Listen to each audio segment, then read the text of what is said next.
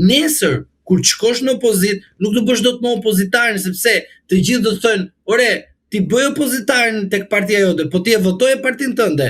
Ore ti, partia jote po shkonte në umner, ti ç'a bëre? Ti nuk flisje. Tani kur je në opozit, çfarë po flet? Ç'a po bën kjo qeveri që është tani? Kjo qeveri po bën ligjet që ti ke votuar. Pra, zoti Braçi në rast ta marri veten e tij dhe ta vendosi në një situatë komode, duke thënë që po un po reagoj për 1, për 2, për 3, 4 gjëra, por po reagoj edhe brenda Partisë Socialiste që zoti Rama duhet frenoj, sepse vazhdimi i zotit Rama drejt marrjes së pushtetit dhe vazhdimësimit të pushtetit, duke thënë që ne s'kemi kundërshtar, janë të dobët këto gjëra, e dobëson pozitën e Partisë Socialiste, se në një moment caktuar zoti Rama arrestohet për shembull. Se mos them në fjalë tjetër se na thënë jo, shpik kështu gjëra, është panik. Arrestohet zoti Rama. Kush e merr Partisë Socialiste? Çfarë do bëjnë? Dalin në rrugë atë dhe thënë, hajde te dollari bëjmë pazarin e fundit. Pra, s'ka një emër në këtë rast. Po nuk ka emër, sepse Velien e futen burg.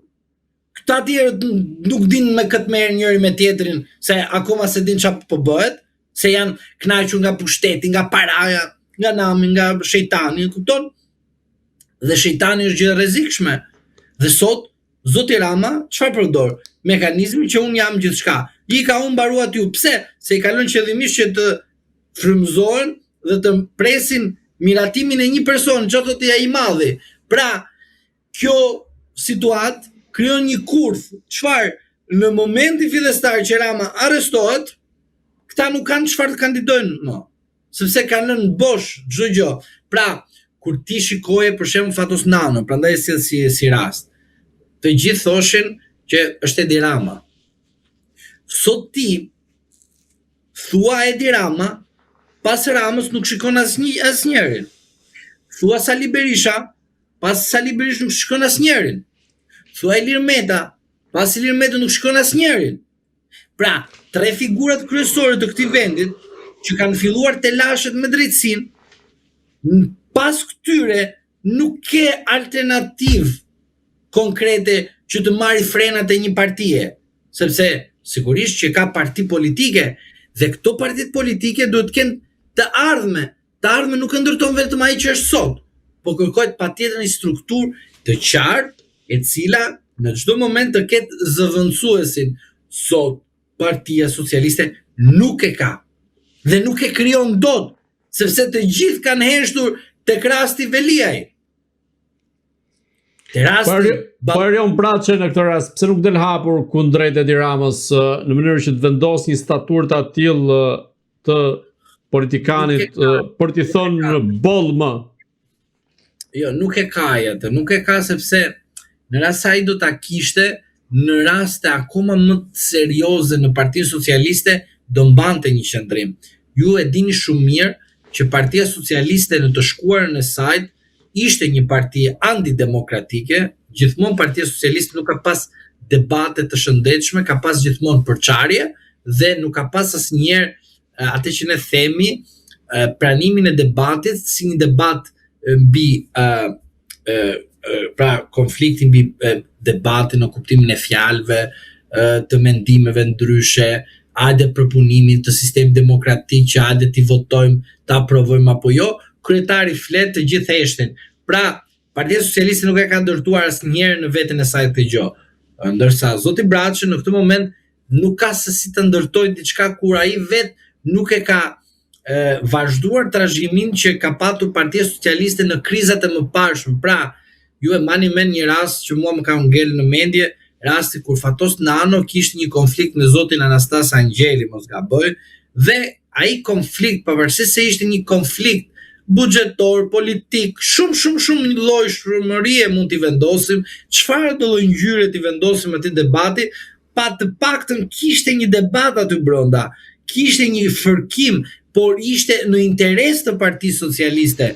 Edhe mos harroni faktin ju se zoti Nano në 2005 mund të ishte një ndër persona që mund të bënte një pakt me Sali Berishën dhe të shbënte një qeverisje më të madhe. E kishte mundësinë dhe pse jo nuk e bëri është fakt tjetër, është gjë tjetër, por në fund fare zoti Nano e ndihmoi Partinë Socialiste duke shkuar në opozit. Pse ndihmoi Partinë Socialiste duke shkuar në opozitë? Se Partia Socialiste do rikthehej në qeveri. Por zoti Rama nuk po ndihmon Partinë Socialiste që kur të kthehet në opozitë të ketë mundësi të rimarrë veten. Por edhe zoti Braçe, edhe të tjerë funksionarë që ende kënaqen nga pushteti absolut. Zoti Rama po e përdor Partinë Socialiste që në çdo moment Partia Socialiste, pavarësisht se ka një elektorat të qartë, të ketë një krizë të rëndë dhe të thelluar në çdo moment kur vendi do kërkojë që të shkojë në zgjedhjet parakoshme, edhe Partia Socialiste më të ketë të mundur të marrë mandat të tjetër për të qeverisur vendin. Prandaj prezenca e zotit Braçe dhe në pyetjen tuaj për mua nuk ka asnjë vlerë, sepse Partia Socialiste ka ikur me kohë nga vitet para 2005. Çfarë pret tashmë vetë Edi Rama në mënyrën se si po e qeveris vendin dhe në mënyrën se si po e drejton Partinë Socialiste, dhe sa rrezikon kjo forcë politike që të përfundojë si Partia Demokratike dhe në mos më keq në rastin e një skenari të atill siç e përshkruat dhe ju pak më parë? Partia Socialiste, të jem realist tek ju dhe tek opinioni publik, do ketë një përfundim shumë të keq, sepse të gjithë ata të cilët sot kanë heshtur, përjashto emrat që the zoti Braçe dhe disa figura që nuk kanë një peshë në aspektin e leadershipit, ka individ të tjerë të cilët kanë një leadership brenda Partisë Socialiste dhe nuk e kanë shfaqur. Sigurisht që secili prej tyre me grupime të ndryshme do të largohet dhe do shkëputet nga Partia Socialiste, për arsye sepse do të gjejë veten e vet në një vend tjetër, duke përfaqësuar Partinë Socialiste, sepse duhet plani B. Plani B kush është? Pra, ju thash më përpara, po e ripërsëris pse them shkërmoqjen e Partisë Socialiste. Në rastin konkret, Partia Socialiste humb zgjedhjet.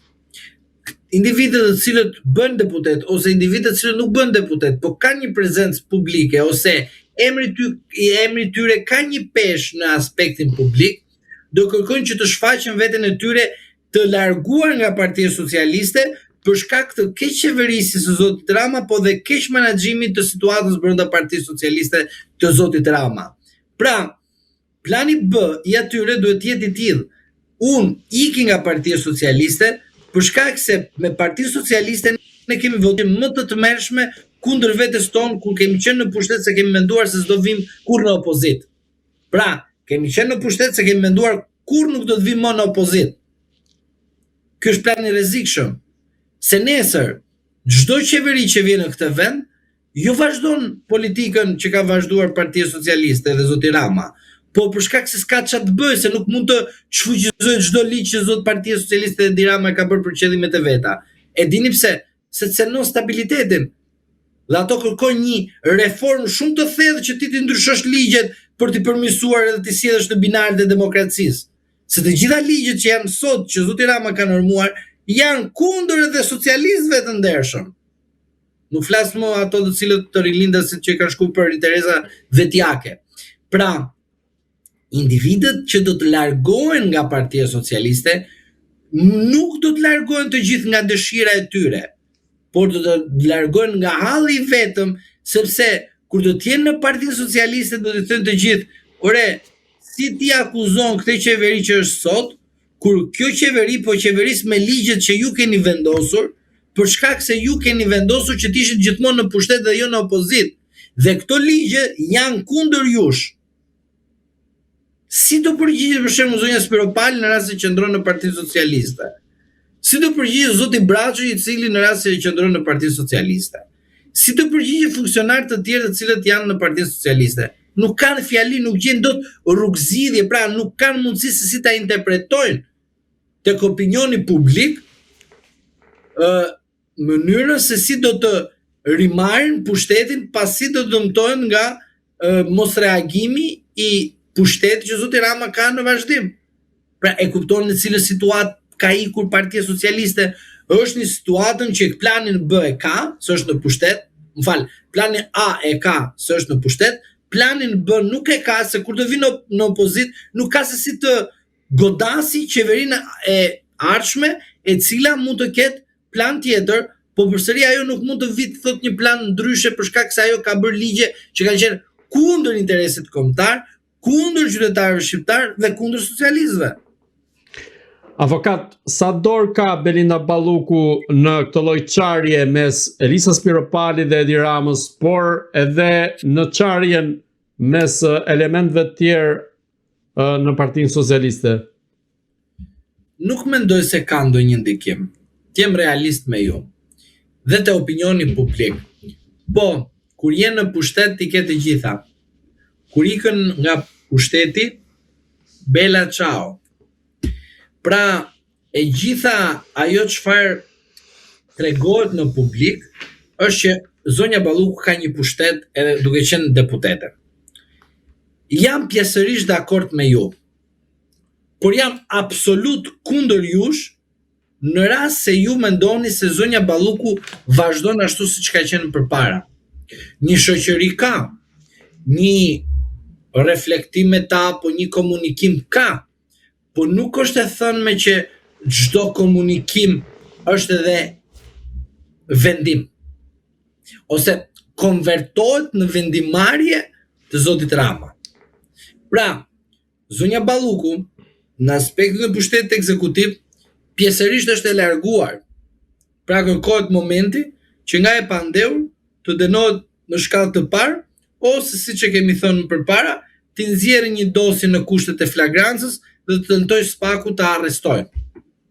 Po, do kalojmë aty, po të mbetemi te pjesa e përplasjes brenda Partisë Socialiste, pasi është dosja brenda Partisë Socialiste që ndron dosja. Pse? Zonja Balluku nuk shkëputet si një fenomen i veçantë brenda Partisë Socialiste që mund thuat. Jo. Zonja Balluku është konflikti parimor në Partinë Socialiste. Konflikti parimor që zoti Rama bëri kundrejt çdo socialisti. Zoti Tahiri, socialist është, komunist është, e pranueshme kjo. Po e pesi e lishoi. Tha drejtësia do merret me te. Zoti Ahmetaj, komunist është, socialist është, e pesi e lishoi. Autorizim në televizor zotit Dumani. Ne nuk komentojmë drejtësinë tonë. Zonja Balluku ishte momenti kur zoti Rama, duke lëshuar këta të cilët kanë kontribuar për Partinë Socialiste, doli dhe bëri avokatin e zonjës Balluku. Me zotin Beqaj, zoti Rama tha, zoti Beqaj të marrë avokatë të tij, ka punë dhe të lashe me drejtësinë e Partisë Socialiste. Tani nuk e di, zoti Beqaj është komunist socialist, po pak a shumë në një taraf janë gjithë. Por, e vërteta është që zoti Rama kishte një qasje tjetër për drejtësinë. Pse? Se tha, po i them popullit unë, drejtësia për Tahirin, drejtësia për Ahmetajin, drejtësia për Beqajin, drejtësia për Dakon, drejtësia për këte, sepse kishte qëllim që të eliminonte politikisht zotin Meta dhe zotin Berisha. E arriti këtë gjë, e realizoi dhe tani thot të gjithëve këtyre, shiko, ne gabuam, kjo ishte një drejtësi që ne sa duam me paraburgime, pavarësisht se normonte ligj për ndërtime pa leje, për mos pagim faturet edhe kështu dritave, për parkim dy fish, nga mes deri ndar konferenca aty, Unë abitin për socialistët, jetojnë në Shqipëri apo nuk jetojnë, që i pëlqen kaq shumë burgu. Është e tmerrshme kjo gjë. Të votosh një person që të del në televizor të thotë burg, është e tmerrshme. Ne të bëjmë një koment këtu për qytetarët që na ndjekin, kundër atyre do na sulen. Po si ka mundësi më zotri? Nuk sulen ju tek ai person që thotë burg, që t'ju cenoj familjen tuaj, stabilitetin tuaj, financat tuaja, edhe ju e votoni vazhdimisht. Si duhet thot, Rama që ka i zjut, ne që kemi naiv.